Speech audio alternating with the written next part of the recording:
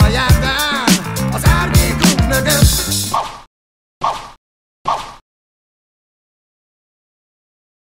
Sziasztok! Ez itt a True Style magazin 7. epizódja, és a mai alkalommal lelátogattunk a Balaton mellé, ilyen nagyon jó időben, Balatonkenesére, ahol a Zoom Aikido Egyesületnek lesz az aktuális edzőtábora, amiről hamarosan megkérdezzük majd Csák Gergőt, a zoomosok instruktorát, hogy miről fog ez szólni. A legelső kérdés az mégis az lenne, hogy te hogy találkoztál Stefánnal? Hogy lett neked belga mestered? Néztem a YouTube-on néztem a videóit, és láttam, hogy Bécsben tartja az edzőtáborokat, többek között Bécsben, és arra gondoltam, hogy hát akkor miért nem mennénk és néznénk meg, és hát olyan ütés volt, mint a tini lányoknak a Backstreet Boys-on idején, szóval ilyen... Mi fogott meg egyébként? Ugye te is klasszikus Aikikai Aikidóval kezdtél, de mi volt ez az, is ami abszolút klasszikus Aikikai Aikido. Na jó, de azért mégiscsak egy picit más olyan fűszerezve. Igazából azt érzem benne, hogy ebben megvan az, hogy ez harc. Szóval ez nem ilyen virágokon szögdelés Aikido, hogy nagyon lágy, meg nagyon finom, de ugyanakkor tudod, amikor az ember tudván azt, hogy mi a felelőssége, és hogy ez őrre is mehetne, vagy vérre is mehetne.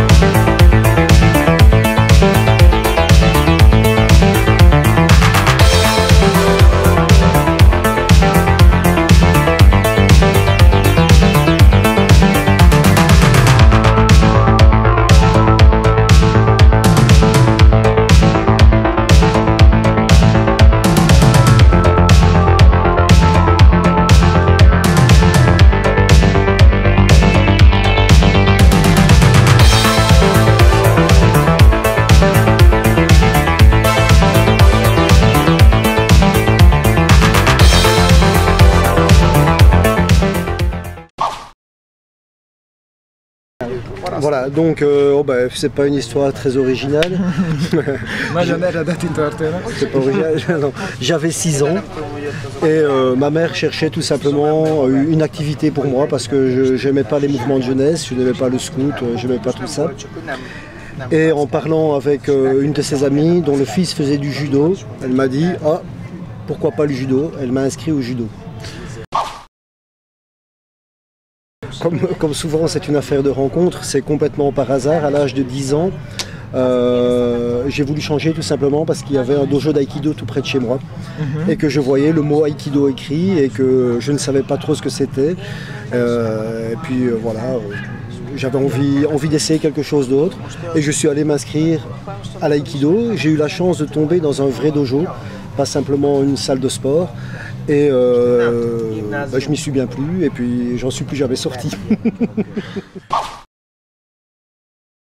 Bon, on peut avoir bien sûr des différences de niveau, des différences, il y a des différences culturelles évidemment, mais je pense que l'aïkido en fait c'est vraiment quelque chose qui sert à faire un pont entre les différentes cultures, à rassembler les gens.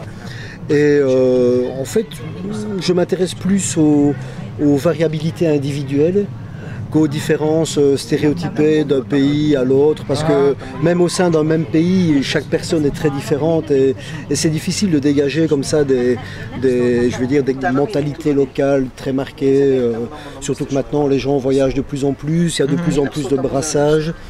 Et c'est vrai que, au-delà évidemment de la langue et des différentes coutumes locales, quand on enseigne l'aïkido, finalement on se rend compte que l'aïkido, les gens communiquent entre eux à travers l'aïkido. et quelque part ça crée une forme de pont et une forme de culture universelle qui sert un petit peu de langage.